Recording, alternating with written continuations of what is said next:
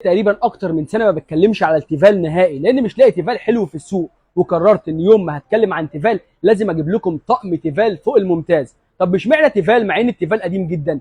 لان التيفال من اكتر الحاجات اللي بيتعمل فيها اكل حلو، وهيفهم كلامي ده الناس او الستات البيوت الشاطره اللي بتعرف تطبخ في التيفال.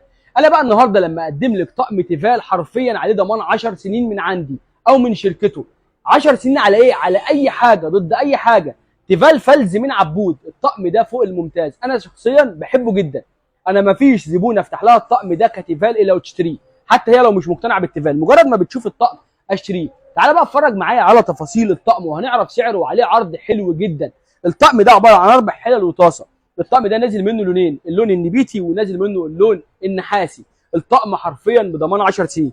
بيبقى 4 حلل، اكبر حله مقاس 28 ومعاه طاسه كمان مقاس 28.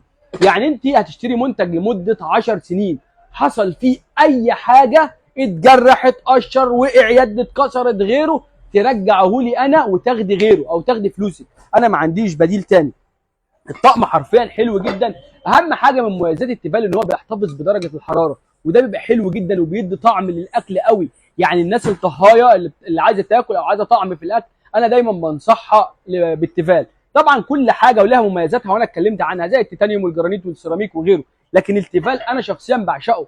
لكن انا ما كنتش بعمل له فيديوهات لانه هو مش موجود تيفال كويس، بقى نازل التيتانيوم وبديل. فانا النهارده لما انزل لك بطقم تيفال بالجوده والمواصفات دي يبقى تحفه جدا. الطقم ده بقى بكام؟ الطقم ده ب 6750، عليه خصم كام؟ عامل 5950 بعد الخصم. 5950 تيفال فلز من عبود ضمان 10 سنين. هو سعره اعلى من اي تيفال تاني لانه نضيف جدا ولانه ضمان 10 سنين. يعني السوق ممكن تلاقي فيه تيفال ب 2000 ونص وتيفال ب 3 و300 و3500، بس انا بتكلم للي عايز حاجه نظيفه، مش عايز سعر رخيص. فانا بقدم لك الطقم ده، تقدروا تيجوا تشوفوه على الطبيعه وهتنبهروا بيه وانا عارف ده، او تقدروا تطلبوه شحن وتعينوه قبل ما تدفعوا اي جنيه او تستلموه.